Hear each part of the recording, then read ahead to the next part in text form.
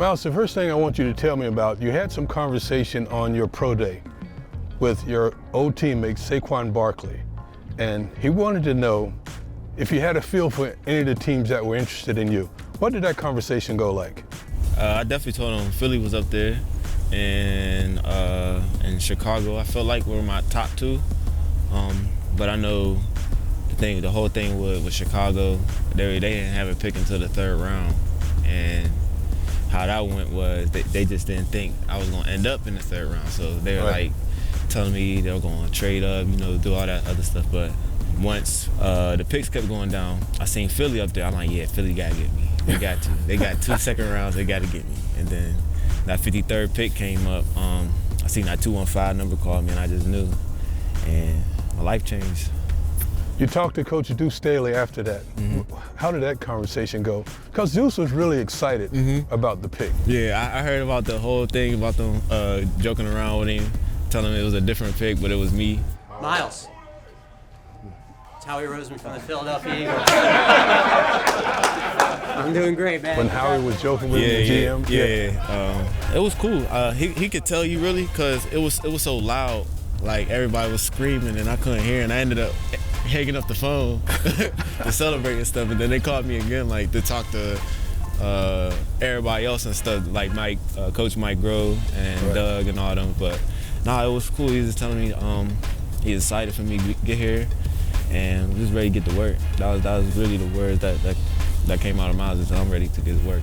So you go from playing on Saturday till now, getting an opportunity to live your dream to play on Sunday. Mm-hmm. How exciting is this building up to your first NFL game against the Washington Redskins? I can't even put it in words, to be honest. I'm not trying to get too excited. I'm trying to focus on the day, focus on tomorrow, and just prepare as good as I can this whole week so I can just cut it loose on Sunday. But I'm definitely excited. Big expectations for me. But big expectations for this team, though. I'm willing to do whatever it takes to help this team get to another championship. Several of your veteran players, they speak highly of you when they talk about you in interviews. Some of the veterans like Kelsey, like Lane Johnson. How important is that to you, the fact that these veterans already speak highly of you? It means a lot to me, actually, because I know most of these vets, they still stuck in the old school days. Some vets don't even talk to rookies. That's how it was, I guess. But I definitely appreciate that because they've been in my shoes too. So and I'm pretty sure when they were rookies, they appreciated when the vets said something to them too. But like I said, I keep my head down and I just come to work. I don't say too much. Make sure I'm on my stuff. I'm staying focused. Don't try to get distracted by anything. I'm first one on that field. I try to be last one off. Right. And everything.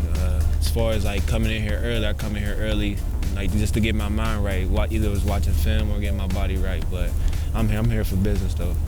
It's a talented room, with Sproles in it, with Corey Clement, with Josh. It's a lot of talent. But you're used to that. Mm-hmm. You were in the same backfield with Saquon Barkley, and even before that, in high school, a crowded room.